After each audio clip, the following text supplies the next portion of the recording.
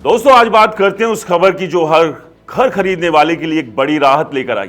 जरा सोचिए, आप सालों की मेहनत की कमाई लगा रहे हैं एक सपनों के घर में, लेकिन बिल्डर मनमानी करता है। प्रोजेक्ट में देरी, अधूरे वादे, पैसे लेकर गायब हो जाना। दोस्तों ये कहानी लाखों भारतीयों की है, लेकिन अब मोदी सरकार ने एक ऐसा कदम उठाया है कि बिल्डरों की ये मनमानी अब बंद होने वाली है। जी हाँ, केंद्र सरकार ने एक नया यूनिफाइड रेरा पोर्टल लॉन्च किया है, rera.mohua.gov.in, जो पूरे देश के रियल एस्टेट प्रोजेक्ट्स का एक सिंगल डिजिटल डेटाबेस है। यह पोर्टल 4 सितंबर 2025 को रेजिडेंशियल और शहरी मामलों के मंत्री मनोहर लाल खट्टर ने रेरा की सेंट्रल एडवाइजरी काउंसिल यानी CAC की 5वीं बैठक में लॉन्च किया था।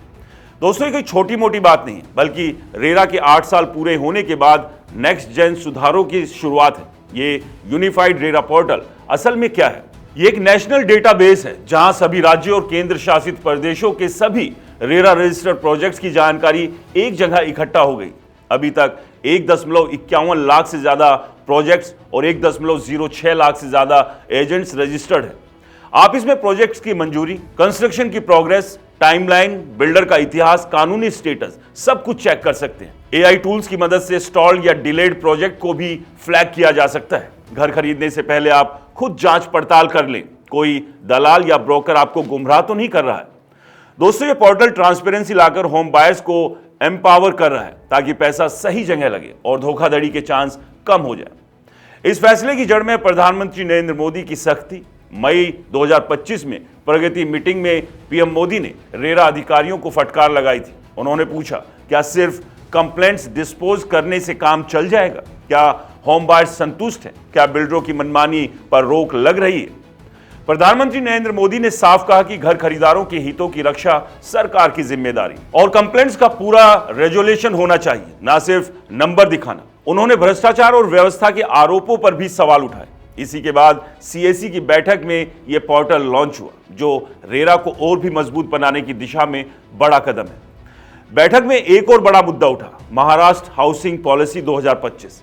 महाराष्ट्र सरकार रीडेवलपमेंट प्रोजेक्ट्स के लिए रेरा से अलग अलग नए रेरा जैसे कानून लाने की योजना बना रही, क्योंकि रेरा में रीडेवलपमेंट कवर नहीं होता। लेकिन होम बायर्स के संगठन जैसे forum for people's collective efforts EPCE ने इसका जमकर विरोध किया। उनका कहना है कि अलग अलग राज्य अलग अलग कानून बनाएंगे तो बिल्डर फोरम शॉपिंग करेंगे, यानी जो कानून उनके फायदे का होगा वही चुनेंगे। इससे रेरा की यूनिफॉर्म व्यवस्था कमजोर होगी और खरीदार फिर उलझ जाएंगे।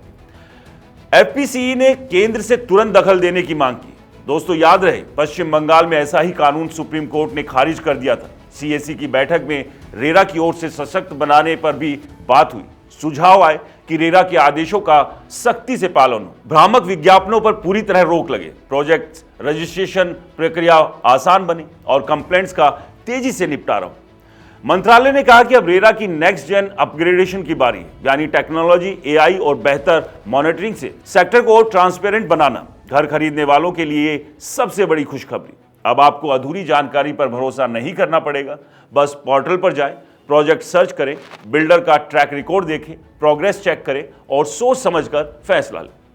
दोस्तों इससे धोखाधड़ी के मामले घटेंगे, प्रोजेक्ट्स टाइम पर पूरे होंगे और आपका सपनों का घर सच में सुरक्षित होगा।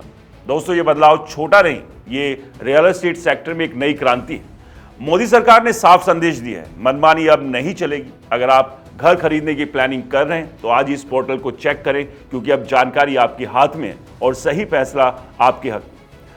दोस्तों इस फैसले को लेकर आपकी क्या राय है? हमें कमेंट्स कर जरूर बताएं और इस वीडियो को लाइक करें, शेयर करें और हमारे चैनल को सब्सक्राइब और फॉलो करना बिल्कुल ना भूलें। नमस्कार।